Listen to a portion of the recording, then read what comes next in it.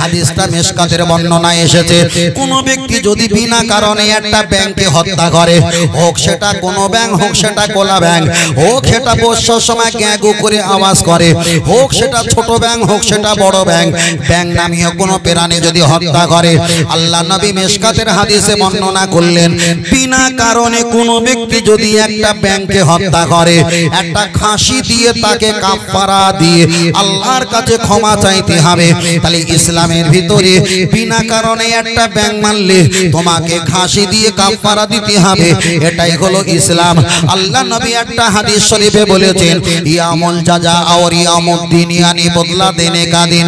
হাসরের ময়দানে আপনি যদি কোনো ব্যক্তিকে একটা চড় মারেন, আমার আল্লাহ কিয়ামতের ময়দানে আপনাকে দাঁড় করিয়ে দেবে। যিনি আপনাকে চড় মেরেছেন তারও চড় মারা সমতুল্য আল্লাহ আপনাকে করে দেবে, হিসাব দিতে হবে। কিন্তু প্রাণীর ভেলায় আল্লাহ ভিন্ন বলেছেন, ইয়া লাইতানি কুনতু তুরাবা। আল্লাহর কোরআন বলেছেন, একটা গরুকে যদি একটু গুতায়, একটু লাথি মারে, কিয়ামতের দিন ওই লাথি খাওয়া গরুটাকে আল্লাহ সবল বানিয়ে দেবে, আর যিনি লাথি মেরেছিল তাকে দুর্বল বানিয়ে দেবে। লাথি আর গুতা মেরে শোধ হয়ে যাবে। ইয়া লাইতানি কুনতু তুরাবা। আল্লাহর কোরআন বিবরণ দিয়েছে, মাটির সঙ্গে আমার আল্লাহ মিশিয়ে দেবে, আর ওদের কোনো বিচার সালিশ বলে কিছুই হবে না। তাহলে আল্লাহ প্রাণীগুলো আমাদের কল্যাণার্থে আমার আল্লাহ পৃথিবীর জমিনে পাঠিয়েছে। চলেন একটাবার আগিয়ে যাওয়া যাক। তাহলে আল্লাহর নবী বলেছেন, আমার অধিকাংশ উম্মতেরা হবে ওরা হত্যাকারী আর মার্ডারকারী, হত্যাকারী আর মার্ডারকারী। এবার আপনি বলবেন, হুজুর এতগুলো মানুষেরা বসে আছে, আমরা কি হত্যাকারী আর মার্ডারকারী হয়েছি? এর ভিতরে যদি আমরা 500 কিংবা 1000 মানুষ যদি হয়ে থাকে, যারা বিবাহ শাদী করেছে 1000-এর ভিতরে আজ দেখা যায় 800% বেশি আমরা প্রত্যেকে মার্ডারকারী আর হত্যাকারী, মার্ডারকারী আর হত্যাকারী। চলেন একটাবার আগিয়ে যাওয়া যাক। আপনি বিবাহ শাদী করেছেন, আল্লাহ আপনার কারণে আপনার স্ত্রী গর্ভে আল্লাহ একটা বাচ্চা দিয়েছে, এখন ছোট বাচ্চা হয়েছে, আপনার অল্প বয়সে বিবাহ হয়েছে, কিছুই জানে না বোঝে না, বাচ্চাটা কোন রকমে প্রবেশ করে ফেলেছে। আপনি কোনো একটা ঔষধ খেয়ে কিংবা 4 মাসের 5 মাসের বাচ্চাকে ডক্টর বাবুর কাছে গিয়ে 3000 5000 নয় 50-60 টাকা দিয়ে অপারেশন করে আপনি পেটটা ফেড়ে ওই বাচ্চাটাকে আপনি বার করে নিয়েছেন। ডক্টর বাবু অপারেশন করে পোল্ট্রির মতো কেটে কেটে প্লেটে রেখে দিয়েছে। তাহলে আমার আল্লাহ আপনার গর্ভে বাচ্চা দিয়েছে, আপনি টাকা দিয়ে ওই ডাক্তার বাবুকে কন্টাক্ট করে ওই বাচ্চাটাকে আপনি দুনিয়াতে মার্ডার করে দিয়েছেন। আমার আল্লাহর কোরআন জানিয়ে দিয়েছেন, আমার আল্লাহর কোরআন বিবরণ দিলেন, আমান আহিয়াহা ফাকান্নামা আহিয়ান নাসা জামিয়া। तमाम পৃথিবীর জমিনে হিন্দু, খ্রিস্টান, জৈন, পারসি, সিবিরি, সাই, গুজরাটি, মারাঠি, কুচবিহারি, বিহারি, বাঙালি 3.5 থেকে 4.5 ধর্মের মানুষ, এক একটা ধর্মে কয়েক কোটি কোটি কোটি কোটি মানুষ আছে। तमाम পৃথিবীর মানুষকে একটা একটা করে মার্ডার করলে, হত্যা করলে যতটা আমার আল্লাহ পাপ দেবে, বিনা কারণে কোনো মাসুম বাচ্চাকে যদি তুমি অপারেশন করে কেটে বার করে দাও, অতটা হত্যা বিনা কারণে একটা বাচ্চাকে হত্যা করলে আমার আল্লাহ অতটা দান করবে। আর একটা বাচ্চাকে যদি তুমি মরণের হাত থেকে বাঁচাতে পারো, तमाम মানুষকে বাঁচানোর সওয়াব আমার আল্লাহ তোমার নামায় আমালে দান করবে। আমার আল্লাহর কোরআন পরে জানিয়ে দিয়েছে, ফাকান্নামা কতালান নাসা জামিয়া। তুমি যদি বিনা কারণে একটা বাচ্চাকে যদি হত্যা করো, মার্ডার করো, तमाम পৃথিবীর মানুষকে মার্ডার করলে, হত্যা করলে যতটা গুনাহ হয় অতটা গুনাহ আমার আল্লাহ আপনাকে আর আমাকে নামায় আমালে দান করবে। এখানে যারা বসে আছে, অনেকে মেয়ের বাপ আছে, অনেকে মেয়ের বড় ভাই আছে, অনেকে মেয়ের বোনাই আছে, অনেকে জামাই আছে। বাবা, তোমার মেয়ের সুখের জন্য, তোমার ভাগ্নির সুখের জন্য, আর তোমার নাত বউয়ের সুখের জন্য, তোমার বৌমার সুখের জন্য তারা খেলা করবে। খেলা করার জন্য আপনি যে টাকা দিয়ে, বুদ্ধি দিয়ে, সহযোগিতা দিয়ে বিনা কারণে একটা বাচ্চাকে মার্ডার আর হত্যা করেছো, আজকের নাই মুখে দাড়ি লাগিয়েছো, আজকের নাই মাথায় টুপি পরেছো, বড় হুজুর সেজেছো, কিন্তু আল্লাহর খাতায় সবচাইতে বড় মার্ডারকারী আর হত্যাকারী তো আল্লাহ লিখে রেখে দিয়েছে। আপনি যদি জান্নাতে চলে যাও, আল্লাহ ওই বাচ্চা হাসরের ময়দানে বলবে, ও বাচ্চা দুনিয়াতে বেরিয়ে তোমরা কিয়ামতে বেরিয়ে পড়ো, হাসরের ময়দানে বেরিয়ে পড়বে। আমার আল্লাহর কোরআন জানিয়ে দিয়েছে, আল্লাহর কোরআন বললেন, ইয়ামা ইয়াফিরুল মারউ মিন আখিহি ওয়া উম্মিহি ওয়া আবিহি ওয়া সাহিবাতিহি ওয়া বানি। সেই দিন তোমার বৌমা আপন হবে না, সেই দিন তোমার মেয়ে ভাগ্নি আপন হবে না, সেই দিন তোমার বিবি ছেলে মেয়ে আব্বা তোমার আপন হবে না। সেই দিন ওই বাচ্চাটা যারা যারা মার্ডারকারীর আসামি ছিল, বাচ্চা নষ্ট করা যারা ষড়যন্ত্র করেছিল, প্রত্যেকের হাত ধরে নারুন হাবিয়া হাবিয়া নামীয় জাহান্নামে নিয়ে যাবে। কেন? এরাই ছিল দুনিয়াতে নিষ্পাপ বাচ্চা মার্ডারকারী আর হত্যাকারী। ঠিক না বেটি? চিন্তা করেন কি করবেন এখন? করেছেন কি? যদি করে থাকেন সেকেন্ডে সেকেন্ডে কাঁদেন। বিনা কারণে বাচ্চা মার্ডার করেছেন, হত্যা করেছেন। আল্লাহ, অসুবিধা হচ্ছে নাকি বাবু? অসুবিধা হয় না তো? চলে চলে ও আমার ছেলেরা, জামা যুবকেরা আগিয়ে চলে যাওয়া যায়। লক্ষ্য করে দেখা যায় তাহলে বিনা কারণে বাচ্চা মার্ডার করার, হত্যা করা। আমি বিষয়টা দুটো কোরআনের আয়াত বললাম। একটা বললাম ওমান আহিয়াহা ফাকান্নামা আহিয়ান নাসা জামিয়া।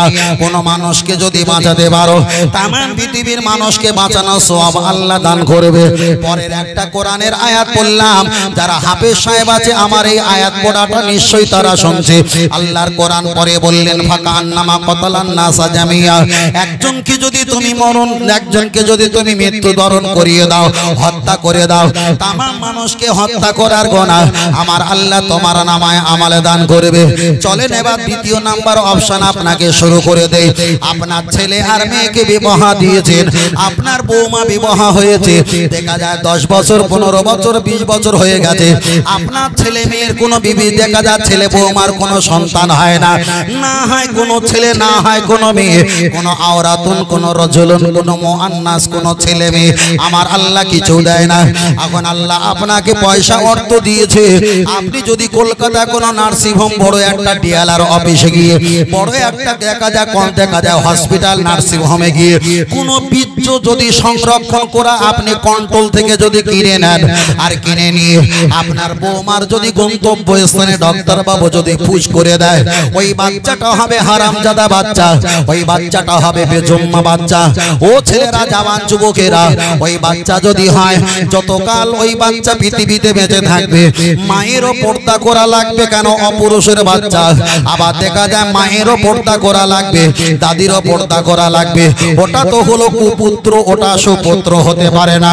পৃথিবীর কোনো আলেম ফতোয়া দেয়নি কমপক্ষে 1.5 মাস তাফসীরের কিতাব, ফিকহের কিতাব খুলে খুলে দেখলাম আল্লাহ কোরআনে জানিয়েছে আমি কারোর হাসাই, আমি কারোর কাঁদাই, আমি আল্লাহ আল্লাহু আলিমুম বিজাতি সুদূর।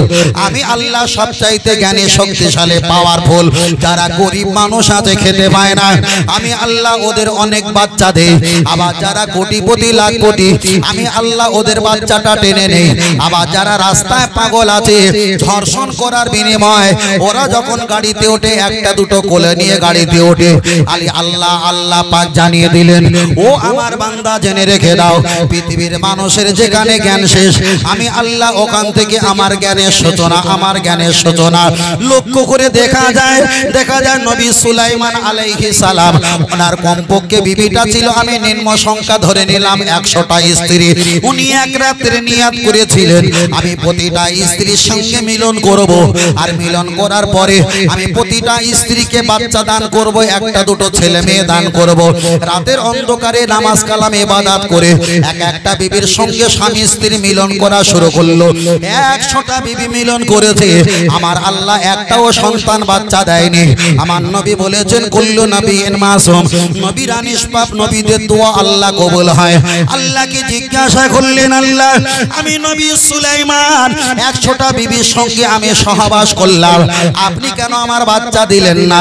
আমার আল্লাহ জবাব দিয়ে বললেন, ও নবী সুলাইমান আলাইহিস সালাম, আমি আল্লাহ তোমাকে নবী বানিয়েছি, তুমি যে বাচ্চা স্বামী স্ত্রী মিলন করলে যে বাচ্চা হয়, এটা তুমি ভুলে যাও। যদি বলতে ইনশাআল্লাহ আজকে আমি 100টা জায়গায় মিলন করব আর আল্লাহ সন্তান দেবে, ইনশাআল্লাহ যদি আমি আল্লাহ আমার কাছে ছেড়ে দিতে, আমি আল্লাহ সন্তান অবশ্যই দিতাম। তাহলে এখানে প্রমাণ হয়ে গেল আল্লাহ কখনো কখনো নবীদেরকে আল্লাহ খালি হাতে ফিরিয়ে দিয়েছে। তাহলে নবীরা যদি আমাদের শিক্ষক হয়, নবীরা যদি আমাদের রাহবার হয়, নবীরা যদি আমাদের দেখা যায় দায়িত্ব গুরু হয়, আল্লাহ তাদেরকে যদি খালি হাতে ফিরিয়ে দেয়, ও আমার বাপজিরা, আল্লাহ আপনার সন্তান দেয়নি, আল্লাহ যাতে রাজি আপনারও তাতে রাজি থাকাটাই হলো ঈমানি কাজ। আল্লাহ আপনার সন্তান দেয়নি, তবে ডক্টর বাবুর কন্ট্রোল রুম থেকে কোনো মানুষের বীর্য আপনি আপনার স্ত্রীর জায়গাতে পুশ করতে পারবেন না, এটা হলো সম্পূর্ণ হারাম হারাম হারাম। এবার যদি বলেন হুজুর নিজের স্বামীর বীর্যটা যদি গন্তব্য স্থানে পুশ করা হয়, আরে বাবা ও তো সন্তান হবে না, যদি হতো আগেই হতো, তাহলে অপরের পুরুষের বীর্যটা কোন নারীর সঙ্গে পুশ করা এটা হারাম, এটা চলবে না চলবে না। চলেন একটা হাদিস শরীফ পড়া যাক। আল্লাহর নবী হাদিস শরীফে জানিয়েছে আন্নাল মারআতা ইযা বালাগাতিল মাহিদা, একটা মেয়ে যখন সাবালক সাবালিকা হয়ে যাবে, লা ইসলিগা আইয়ুরা ইল্লা হাজা হাজা ওয়া হাজা, ওই মহিলাটার পায়ের কবজি পর্যন্ত, হাতের কবজি আর মুখমণ্ডল, তবে কান নয় মুখমণ্ডল পর্যন্ত ঢাকাটা আমার আল্লাহ ফরজ করে দিয়েছে। ওই মহিলাটা যদি হজ পাকে চলে যায়, আপনার স্বামী আপনি স্বামী আল্লাহুম্মা লাব্বাইক লাব্বাইক লা শারিকা লাকা ইন্নাল হামদা ওয়ান নি'মাতা লাকা, আপনি জোরে জোরে তাসবিহ পাঠ করবেন, কিন্তু আপনার স্ত্রী কণ্ঠ দিয়ে আল্লাহ তাসবিহ তেলাওয়াত করতে পারবে না পারবে না। তাহলে মক্কা শরীফে একটা স্ত্রী যদি জোরে তাসবিহ পাঠ করে, বসিরাট আল্লামা হুজুর বলেছে নারুন হাবিয়া, হাবিয়া নামীয় জাহান্নামে আমার আল্লাহ ওই মহিলাটার জিভটাকে ওখানে পুঁতে দেবে। চলেন এবার দ্বিতীয় নাম্বার আগিয়ে চলে যাওয়া যাক। আপনি আল্লাহর কাবায় হজ করতে চলে যাবেন, পুরুষেরা মাথা মুন্ডাবে, মাথাটা নেড়া হবে, স্ত্রীরাও মাথার চুলটা কিছুটা কাটবে, কিন্তু স্ত্রীদের চুল অন্য কোন পুরুষ যদি দেখতে পায়, অন্য কোন পুরুষ যদি একটাবার নজর পায়, আল্লাহর নবী হাদিস শরীফে বললেন ওই চুলটা আমার আল্লাহ জাহান্নামে পোড়াবে, জাহান্নামে পোড়াবে। চলেন এবার তৃতীয় নাম্বার অপশনে আগিয়ে যায়। আমার মায়ের আল্লাহ সন্তান দিয়েছে, সন্তানটার বয়সটা হলো 2 বছর বয়স, কোরআন তার বিবরণ দিয়েছে 2 বছরের বাচ্চা যদি মায়ের হয় আর 2 বছর বয়স যদি হয়ে যায়, ওই 2 বছর ওয়ালা সন্তান নিজের মায়ের বুকের স্থানে দুধ খাওয়া হারাম হারাম হারাম হারাম। তাহলে যে কাবা শরীফে আল্লাহর কোরআন নাজিল হওয়ার জায়গা, যে কাবায় আল্লাহর নবীদের নাজিল হওয়ার জায়গা, যে কাবায় নামাজ পড়লে 1 রাকাতে 1 লক্ষ রাকাতে সওয়াব পাওয়া যায়, যে কাবায় তাকালে একবার তাকালে 120টা করে রহমত পাওয়া যায়, ওই কাবায় যদি কোনো মহিলা চুল দেখিয়ে যদি জাহান্নামে যায়, ওই কাবা শরীফে জোরে জোরে তাসবিহ পাঠ করে যদি জাহান্নামে যায়, আমাদের এলাকায় মায়েরা 2 বছরের নিজের গর্ভধারিণী বাচ্চাকে দুধ খাবিয়ে যদি জাহান্নামে যায়, তাহলে অপর পুরুষের বীর্য নিজের গন্তব্য স্থানে পুশ করে ওই বাচ্চাটা নিয়ে এরা কি জান্নাতে যাবে না জাহান্নামে যাবে, এই বিচারটা আপনার কাছে দিলাম। কথা বোঝাতে পেরেছি? হয়তো একেবারে সংক্ষেপে বললে হতো, আমি চাইলে আরো ঘুরতে পারতাম। তাহলে এত কিছু করার পরে মহিলারা যে জাহান্নামে যায়, তাহলে অপর পুরুষের বীর্য কেউ যদি পুশ করে নেয় ডাক্তারের কাছ থেকে নিয়ে, এখন ও মহিলার উপায় হবে কি? আপনাদের এলাকায় ছেলে মেয়ে দত্তক নেয়, দত্তক মানে বাংলা ভাষা বলি পোষে না, পোষে পোষে পোষে ছেলে পোষে মেয়ে পোষে। বাবা সন্তান যদি না হয় কতদিনের দুনিয়া, 60 বছর 65 বছর বাঁচবো। বাবা ভাইপো আছে ভাইপোকে নেন, চাচার ছেলে আছে নেন, ভাইয়ের ছেলে আছে নেন, বন্ধুর ছেলে আছে নেন, গরিবের বাচ্চা আছে নেন, হসপিটালে আছে সেখান থেকে নেন বাবা, তবুও তো একটা হবে। যেমন ফুরফুরা শরীফ থেকে পীরজাদা তোহা সিদ্দিকী হুজুরের বাড়িতে একটা সন্তান আছে না, রাস্তা পেয়েছিল। এখন শরীয়তের মশলা, এখন কোন ছেলে যদি আপনি পোষেন, কোন মেয়েকে যদি আপনি পোষেন, আপনার বংশ শেখ, আপনার বংশ সিদ্দিক, এখন মেয়েটা কিংবা ছেলেটাকে আপনি পুষেছেন, এখন তার বংশ সিদ্দিক দেওয়া যাবে? জি জি জি, সিদ্দিক দেওয়া যাবে? যাবে না। আপনি শেখ যদি কোনো বাচ্চাকে লালন পালন করে, বাচ্চাকেও শেখ বংশে দেওয়া যাবে না না।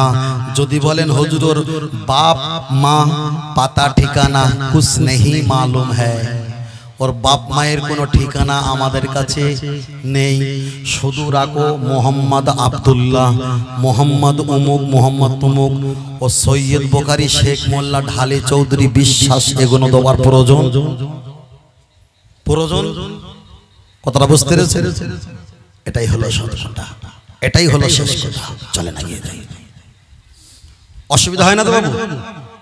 অসুবিধা হচ্ছে নাকি? যদি বলেন তাহলে পাল্টে দেবো। এখন আমরা বাড়ি থেকে বলবো, আপনাদের কাছে বলবো না। আল্লাহ যুবকেরা চলেন একটা বার রাখিয়ে যাওয়া যায়, লক্ষ্য করে দেখা যায়। তাহলে একদিকে বললাম বাচ্চাকে হত্যা করার বিষয়টা আমি আপনার কাছে খুলে বললাম। দ্বিতীয় নাম্বার বললাম বাচ্চা নেওয়ার জন্য ওই বীর্যটাকে পুশ করে নেওয়া হয়, এটা আমি আপনার কাছে বললাম। চলেন এবার আপনার কাছে আমি তৃতীয় নাম্বার বলবো। আমি বেশি সময় নেব না, বেশি লম্বা নেব না, আমার তো অল্প স্বল্প সময়ের ভিতরে সমাপ্ত করতে হবে, এটাই হলো সিদ্ধান্ত চূড়ান্ত। তবে তৃতীয় নাম্বার অপশন আমি আপনার কাছে বোঝাতে চেয়েছি। ও আমার বাপজিরা, এখন সোজ দেখা যায় আপনি বিবাহ করেছেন, বিবাহ করার পর আপনার স্ত্রীটা অল্প বয়স, আপনার শাশুড়ি মার বয়সটা হলো অল্প বয়স। কোন ব্যক্তি যদি শাশুড়ি মা অল্প বয়সের কারণে জামাই যদি শাশুড়ি মা সম্পর্কে একটু যদি খারাপ ধারণা সম্পর্কে জড়িয়ে দেয়, হানাফি মাযহাবের মাসলা হলো শাশুড়ির সঙ্গে খারাপ স্বপ্ন, খারাপ সম্পর্ক হওয়ার কারণে ওই স্ত্রীটা চিরতরের মতো হারাম হয়ে যাবে, আর কখনো হালাল করা জায়গা নেই। একটা স্ত্রী আপনি ছেড়ে দিয়েছেন, অপর জায়গায় 3 মাস 4 মাস 10 দিন বিবাহ দিলে, তাহালিল করলে, আবার 3-4 মাস পরে আপনার বিয়ে করা জায়েজ আছে, জায়েজ আছে।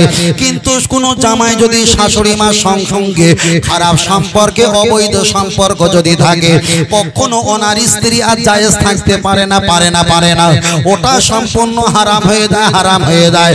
ও বাপজির, আমি আপনাকে বোঝাতে চেয়েছি। চলেন এবার তৃতীয় নম্বরে একটা বার আগিয়ে যাওয়া যায়। হুজুর আমার জানিয়ে দিলেন আল্লাহর নবী এক সময় বসে আছেন, দুটো সাহাবী এসে হাজির হয়ে গেল। এ নতুন স্বামী আর নতুন স্ত্রী, দুলহান দুলহানি, দুইজনা সাজগোজ করে নবীর দরবারে বসে আছে। একটা মোটা কালো মেয়ে, হাদিস তার যেমন বিবরণ দিয়েছে তেমন আমি বলছি। একটা কালো মোটা মেয়ে, পেটেওয়ালা মেয়ে, তিনি একজন ইহুদির মেয়ে। আল্লাহর নবী সামনে দিয়ে হেঁটে হেঁটে চলে যাচ্ছেন, আর দয়ার নবীকে বলছেন ইয়া রাসূলুল্লাহ, এই ছেলে আর মেয়ে এরা কারা? আল্লাহর নবী বললেন এরা হলো স্বামী আর স্ত্রী।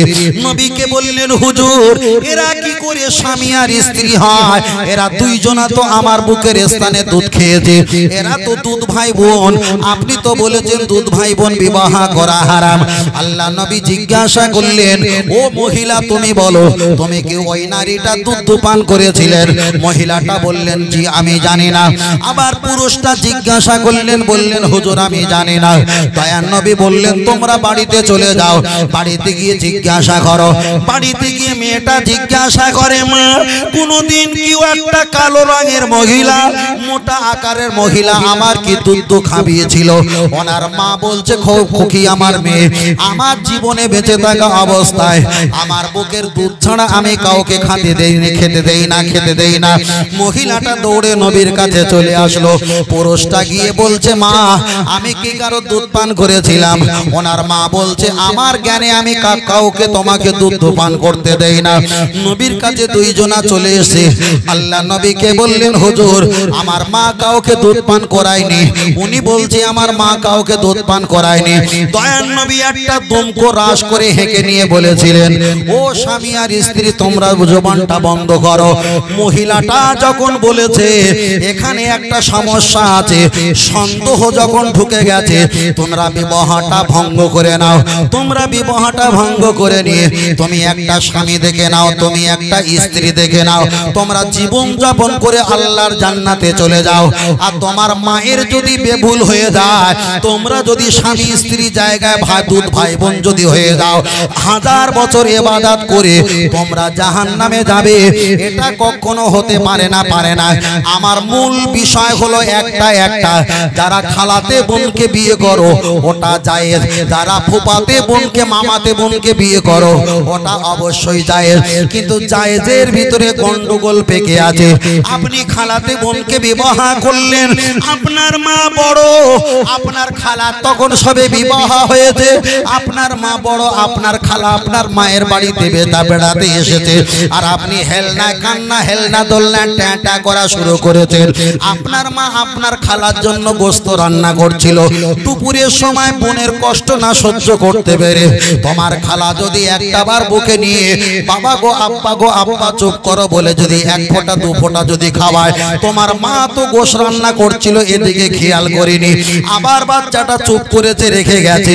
তাহলে এটাই যদি হয়ে থাকে, যারা ইবাদত করছো হাজার বছর ধরে, আল্লাহর ইবাদত করা সত্ত্বেও ওই ভাই বোন দুধ ভাই বোন হওয়ার কারণে আপনিও জাহান্নামে যাবেন, স্ত্রীটাও জাহান্নামে যাবে।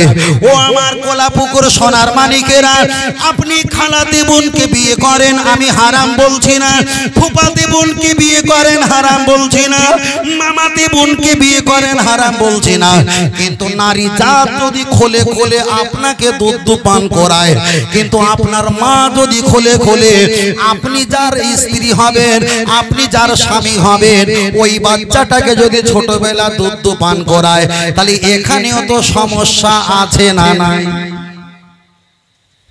তাহলে আমি বলছি না যে খালাতে বোন ফুফাতে বোন বিয়ে করা হারাম বলেছি ভাই, এত খুলে আপনি এখানে একটা মাস জলসা দেন, এত খুলে কোনো হুজুর বলবে না?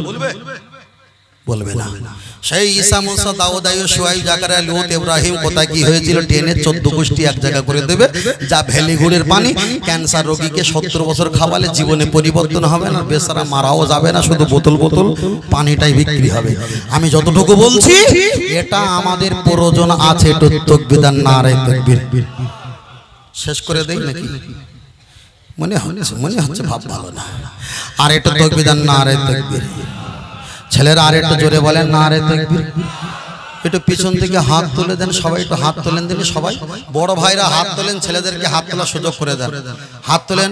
কই দাদু ভাই হাত ওঠে না কেন? একটু হাত তোলো, হাত তোলো, হাত তোলো। তাকবীর দেন নারে তাকবীর, নারে তাকবীর।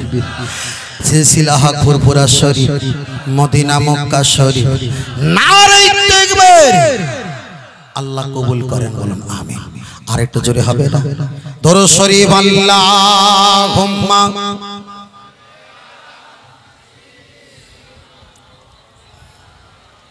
ছেলেরা বসো বাবা, বসো এখানে আছে। তোমার কষ্ট যন্ত্রণা যিনি সইতে পারে না, ওই নবীজির মহাব্বতে দরুদ পড়িও। ভালো যদি বাঁচতে হয় নবীকে বেশো। আল্লাহুম্মা। জোরে পড়ো, দরুদ শরীফ পড়ো না, জোরে দরুদ শরীফ জোরে পড়ো। ওয়ালা আলি।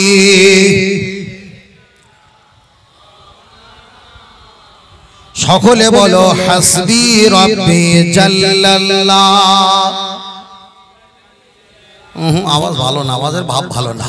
আর এটা সকলে বলো হাসবি রব্বি।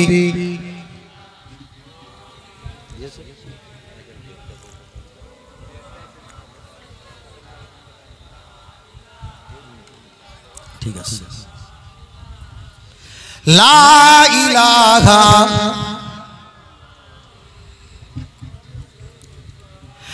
आखिरी सलाम आखिरी रसूल तुमी नबी अकराम, आखिरी रसूल तुमी नबी अकराम, तोमर कदमे मोर हाजारो सलाम। बोलो सुभानाल्लाह। और एक जोरे হবে না? আর একটু জোরে বলে।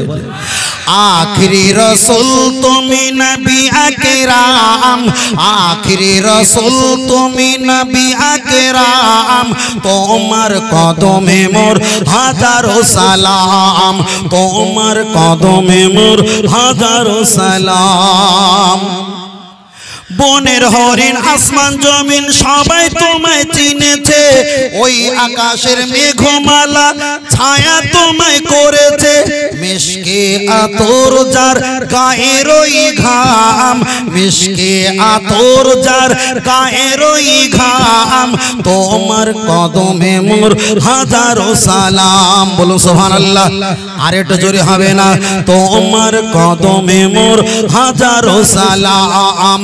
আখিরি রসুল তুমি নবী আকরাম, আখিরি রসুল তুমি নবী আকরাম, তোমার কদমে মোর হাজারো সালাম, তোমার কদমে মোর হাজারো সালাম। আবু বকর উসমান উমর সবাই তোমায় দিবানা, গরম পাথর বইকে লাল বুকে নবীজিকে ভোলে না। অন্তরে গেঁথেছিল নূর নবীর নাম, অন্তরে গেঁথেছিল নূর নবীর নাম, তোমার কদমে মোর হাজারো সালাম। জোরে হবে না? আর একটু জোরে বলেন। তোমার কদমে মোর হাজারো সালাম। আখিরি রসুল তুমি নবী আকরাম, আখিরি রসুল তুমি নবী আকরাম, তোমার কদমে মোর হাজারো সালাম, তোমার কদমে মোর হাজারো সালাম। বোরাক চড়ে দয়ার নবী মিরাজেতে গিয়েছে, পায়ের ধুলায় আল্লাহর আরশ ধন্য সেদিন হয়েছে। জোরে হবে না? আর একটু জোরে হবে না? বোরাক চড়ে দয়ার নবী মিরাজেতে গিয়েছে, পায়ের ধুলায় আল্লাহর আরশ ধন্য সেদিন হয়েছে। জান্নাতের রুমে রুমে, জান্নাতের রুমে রুমে লেখা নবীর নাম, জান্নাতের রুমে রুমে লেখা নবীর নাম, তোমার কদমে মোর হাজারো সালাম, তোমার কদমে মোর হাজারো সালাম।